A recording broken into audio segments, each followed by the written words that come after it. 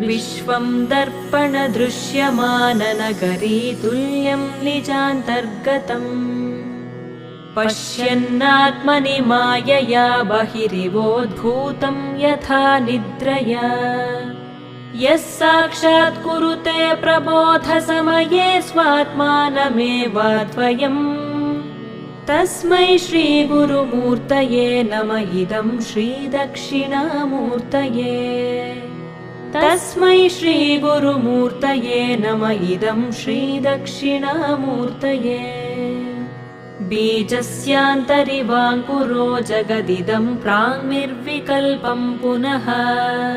मायाकल्पितदेशकालकलना वैचित्र्यचित्रीकृतम् मायावीव विजृम्भयत्यपि महायोगी वयस्वेच्छया तस्मै श्री